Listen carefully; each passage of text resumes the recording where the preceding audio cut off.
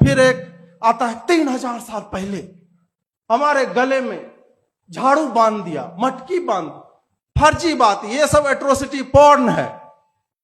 ये 1970 के दशक में ये वामपंथी बकलोली मात्र है। कोई प्राइमरी सोर्स में यहां पे खड़ा हूं, सर्च करके मुझे दिखाओ कि कब से ये आया 3000 साल का, किस लिटरेचर में है, ये कहां पे है। आरक्षण एक सामाजिक समस्या है जिसका एक राजनीतिक समाधान दे दिया गया। इसको और तोड़ करके समझाऊं तो आपकी दांत में सड़न है, वो एक मेडिकल प्रॉब्लम है, और आपको कह दिया गया कि एक अंबेडकर स्वर्ण जड़ित योजना हम चला रहे हैं, सोना आपके दांत पे चढ़ा दिया जाएगा और ये लेके चलो और बाद में जब मरने लगोगे उसको बेच लोगे, कुछ पैसा भी मिल जाएगा। तो इसको ये इसी नजरिए से देखिए कि कोई डिनाई नहीं कर रहा है कि जातिवाद है समाज में, बिल्कुल है। और यह भी डिनाई हम नहीं कर सकते हैं कि पिछले 15, 20, 30 वर्षों में जब से मैंने होश संभाला है, तो जो अभी पवन जी कह रहे थे या राजकुमार जी कह रहे हैं या अन्य वक्ता कहेंगे कि लोगों के घर अलग बने होते हैं, उनका स्ट्रक्चर अलग है, जातिवाद होता था, सामने बैठ नहीं सकते थे, परंतु आज यह सत्य है कि वही दलित, वही डोम, चमार, मुसहर, धोबी, माली, नाई, जो भी जातियां गांव में होती हैं, आज मेरे ड्राइंग रूम में मेरे सोफे पे आके बैठता है। ये मैं अपना व्यक्तिगत अनुभव बता रहा हूं, और मुझे ना तो इससे तब प्रॉब्लम थी ना आज मुझे इससे समस्या है। अब क्या है कि 70 वर्षों से ये चल रहा है या 75 वर्षों से, क्या हमारे पास कोई डेटा है इसका कि इससे किसी समाज का कोई लाभ हो गया हो, कोई एम्पेरिकल एविडेंस हो कि हर 10 साल पे एक सर्वेक्षण किया जाए। मतलब जातियों को सम्मिलित करने के लिए तो गहन सर्वेक्षण, मनुस्मृति में चले गए, वेद में चले गए, उससे पहले बिग बैंग में बैठ करके देख लिए कि फट रहा है तो वहां से कौन जाति नीचे जा रही, कौन ऊपर जा रहा है। 10-10 साल में कोई एविडेंस है कि हमने 10 साल देखा कि भाई किसी ने, अम्बेडकर ने सोचा, फूले ने सोचा, पेरियार ने सोचा, जो भी आजकल के जो भी दार्शनिक हो रहे हैं नए नए, तो उन लोगों में से किसी ने यह बताया कि भाई 10 साल में इन जाति समूहों को जो हमने 17% आरक्षण दिया, 15% दिया आरक्षण, इसका उत्थान हो गया है। किन जातियों का हुआ? यदि नहीं हुआ तो हम क्या कर सकते हैं? आपको नहीं लग रहा है कि ये 75 साल, ये अनंत काल तक, मतलब ये चलता जाएगा जब तक समानता? ये कौन सी बात है भाई? कौन ये मानदंड तय करेगा कि समानता जब तक नहीं? कोई एक टाइम फ्रेम तो होना चाहिए ना, क्योंकि उसका रिपरकशन जो समाज झेल रहा है। और मेरिट पे लोग प्रश्न कैसे उठा दे रहे हैं यार? मतलब how can you debate merit? योग्यता पे कैसे कोई प्रश्न उठा सकता है? ये किस तरह की बात है? मतलब आप चाह रहे हो कि एक नदी है, हमने कहा कि भाई साहब हमारे पास कार है, साइकिल है, रिक्शा है, एक ब्रिज बनवा देते तो 3 मिनट में हम क्रॉस कर जाते। सरकार लेकर के आते हैं कि अंबेडकर नाव योजना एक चला देते हैं, सबको नाव दे दी जाएगी। तो अब अंबेडकर नाव योजना चल गई, सबके पास नाव आ गए। कार वाले जो हैं, बाइक वाले हैं, साइकिल वाले हैं, हो सकता है खे हुए के किसी तरह उस पार पहुंच जा रहे हैं। एक वर्ग ऐसा बोल रहा है कि यार हमको नाव ही चलाने नहीं आता है। आई कि ठीक है, तुम्हारे लिए फूले नाविक खेव योजना हम देंगे। उसमें क्या होगा कि एक खेवनहार दे दिया जाएगा कि हम नाव को चलाओ और भाई साहब बैठे उस पार जाए। उस पार वो आदमी उतरा, अब सोच रहा है कि यार अब मैं करूं क्या, आ तो गया हूं इस पार। कहा कि अब आएगा पेरियार पिट्ठू योजना, तुमको पीठ पर बिठा करके ले जाएंगे, बाजार घुमाएंगे, और जो वो लोग ये चीज हमको चाहिए वो तुमको मिल जाएगी। आप सोचिए यही हो रहा है ना। पढ़ाई में आरक्षण मिल रहा है, नौकरी में आरक्षण मिल रहा है, प्रमोशन में आरक्षण मिल रहा है। ये कब तक जाएगा यार? कोई एफिशिएंसी की बात नहीं कर रहा है। आप प्राइवेट, ठीक है, आप बोल रहे हो कि एडमिशन तक मिल जाएगा आरक्षण, वहीं तक वो क्लासरूम में ही पहुंच सकता है, ठीक है। फिर डॉक्टरी का जो एग्जाम होता है सरकारी एग्जाम होता है, इंजीनियरिंग का सरकारी एग्जाम होता है, एसएससी में, रेलवे में, वही उसी स्कूलों से तो बच्चे पढ़ के जाते हैं। तो उनको वहां पे क्यों आरक्षण मिल रहा? आप मतलब सीधा इस डिबेट से ये बात पूरा गायब कर दोगे आप कि सरकारी नौकरी में आरक्षण नहीं मिल रहा है। पूरी लड़ाई इसी बात के लिए कि हमको प्रमोशन में आरक्षण क्यों नहीं मिल रहा है। प्राइवेट एक सेक्टर बचा हुआ जो इस देश को ढो रहा है, आपको उसमें भी आरक्षण चाहिए। क्यों? प्रतिनिधित्व, प्रतिनिधित्व। अरे चुनाव होता है प्रतिनिधित्व के लिए, मेरिट प्रतिनिधित्व से नहीं आता है।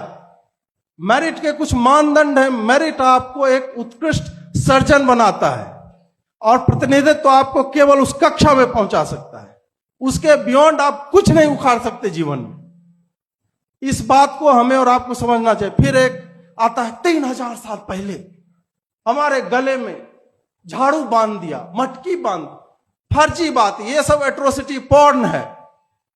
ये 1970 के दशक में ये वामपंथी बकलोली मात्र है। कोई प्राइमरी सोर्स में यहां पे खड़ा हूं, सर्च करके मुझे दिखाओ कि कब से ये आया 3000 साल का, किस लिटरेचर में है, ये कहां पे है। 1835 में हर एक जितने भी हमारे यहां प्रेसिडेंसीज थी वहां पे सर्वे किया अंग्रेजों ने कि भाई जो लेके चल रहे हैं ब्राह्मण का इस पर रहा। विकास दिव्य कीर्ति जैसे लोग या अन्य लोग भी मानते हैं कि ब्राह्मणों के ही दिमाग हुआ करता था क्या। नहीं भाई साहब, वो जो सर्वे हुआ है उसका डेटा यदि मैं मतलब पूरा पढ़ूंगा तो बहुत टाइम निकल जाएगा, बट मैं एक बता देता हूं आपको कि उन सर्वेज में बंगाल का एक वर्धमान है जगह, 1835 में वहां पे जब देखा गया स्कूलों में किस तरह के लोग पढ़ रहे हैं, चांडाल शिक्षक था। चांडाल डोम से भी गिरा हुआ होता है। उस समय मैं बोल रहा हूं, मैं नहीं मानता, ये अंग्रेज ये मानते थे।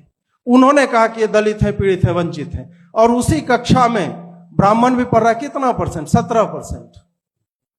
सवर्ण और ब्राह्मण सब मिलाकर के 20 से एट मैक्स 40%। उस समय के लाखों स्कूलों, केवल बिहार और बंगाल में उस समय 1 लाख से अधिक स्कूल थे। और एक एक प्रेसिडेंसी का डेटा दूंगा, चाहे मद्रास ले लो, पंजाब ले लो, सबका यही हाल था। 17%, 20%, इतना ही है। डोम भी पढ़ रहा है, मुसहर भी पढ़ रहा है, चमार भी, भंगी, पासी, जो जाति आप कहोगे सब था। तो ये ब्राह्मणों का जो कहा जाता है ना कि ये था। और ये सब ईस्ट इंडिया कंपनी के रिकॉर्ड हैं, उस समय के गवर्नर के साइन के साथ। ये सर्वे अभी भी ब्रिटिश वहां की जो लाइब्रेरीज है वहां पे रखा हुआ है। और महाशय धर्मपाल जैसे लोग जो वहां पे जाकर के उन्होंने लाया, इसको आज हम जान पा रहे हैं। तो प्राइमरी सोर्स ये है। ये सब कहना कि पानी नहीं पीने दिया, कैक्टस थे तुम, कैसे बच गए जीवित? पानी नहीं पीने दे रहा था तुम्हारा। ठाकुर का कुआं तुम खोद ले रहे थे, अपना कुआं नहीं खोद पा रहे थे। कौन सा लॉजिक है यार ये? नहीं, बीच में नहीं बोलिए, बीच में मत बोलिए। यहां पे फिर आ जाता है मतलब कुछ लोग संविधान, सुप्रीम कोर्ट ने क्या कहा, 341 में क्या है, आर्टिकल 14 में क्या है, गवर्नमेंट ऑफ इंडिया ऑर्डर क्या है, इंदिरा साहनी जजमेंट क्या है, क्या करें उसका हम? मुझे वामपंथ को समझने के लिए दास का पिताल पढ़ना पड़ेगा क्या? आज मैं नहीं देख रहा हूं कि वामपंथ किस विकृत रूप में आ चुका है। मुझे आज के समाज को पढ़ने के लिए, समझने के लिए मैं अंबेडकर, फुले और पेरियार को पढ़ूं, जिसका अपना कोई प्राइमरी सोर्स था नहीं। जो मन में आया लिख दिया, जो मन में आया बोल दिए।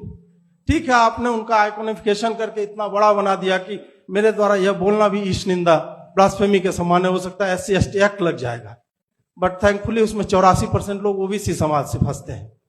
ये भी है, ये सब सत्य है कि जो ये एट्रोसिटी ब्राह्मणों पे डाला जाता है ना, सो कॉल्ड सवर्ण कास्ट पे, उनका जो आधार बिंदु है, जो आप डेटा पॉइंट्स आप देखोगे सब में ओबीसी फंस रहे हैं। कन्विक्शन रेट 8% है। तो ये सारा कुछ, मैं ये नहीं मान रहा हूं अभी भी कि जातिवाद समाप्त हो गया देश में, है उसका तरीका। मैं 2 रेडिकल सुझाव दूंगा कि ये कैसे समाप्त हो सकता है। पहला, एक जो ज्यादा रेडिकल है वो ये है कि अभी से जो भी सरकार IITs खोले, IIMs खोले, स्कूल खोले, जो भी खोले, जोड़े में खोले। मतलब क्योंकि उसका मैं बताऊंगा रीजन क्या है। एक क्या होता है कि IIT में बच्चे पहुंच तो जाते हैं आरक्षण से, 90% फेल कर जाते हैं। कहा जाता है नहीं वहां ब्राह्मण प्रोफेसर है, नाम देख करके फेल कर देते हैं। मतलब मैं अजीत भारती हूं, पिता का नाम रामविलास सिंह है, अपना टाइटल मैं छुपाते घूम रहा हूं एक सवर्ण होकर के, क्योंकि लालू के टाइम का वो रेजीम हमने देखा है। और तुम यहां पे ये लोड हमारे ऊपर उल्टा डाल दोगे तुम कि दूसरी जातियां अपना टाइटल छुपाए घूम रही थी। मैं उसका भुक्तभोगी हूं। मेरी पूरी जनरेशन, नाम में जो है राजेश, रंजन, प्रत्युष, प्रकर्ष, इस तरह के नाम जिसमें जाति नहीं होती है, सवर्ण छुपा रहे थे। जो भी कारण हो, मैं इसके लिए उनको नहीं ब्लेम कर रहा हूं। अब मैं जो सुझाव दे रहा था कि जोड़े में खोलो, IIT 2 खोलो, IIM 2 खोलो, और एक में केवल आरक्षित वर्ग के लोग ही पढ़ें, वही माली का काम करें, वही पानी पटाएं, वही शिक्षा दें, वही जांचें, और उनका पूरा एक इकोसिस्टम तैयार होने दो। इधर अनारक्षित में बोल रहा 75% आरक्षण करके अलग हटाओ, 25% दे दो, तुम 25% दे दो, ये कर दो। ये हो सकता है क्या? ये यदि आप लोग कर पाए तो ठीक है। दूसरा जो है वो ये है कि एक योजना है जिसमें आरक्षितों को पहले से ही 70% दे दिया जाए। स्टार्टिंग लाइन की बात हो रही थी ना, पहले ही 70% दे दो, उसके बाद उसके ऊपर से जो भी वो एग्जाम लिया जाए उसमें नंबर उसका जोड़ दो। तो हो सकता है 100 में 112 नंबर ले आए, तो इससे मुझे लगता है समाज में बहुत विकास हो जाएगा। Thank you so much.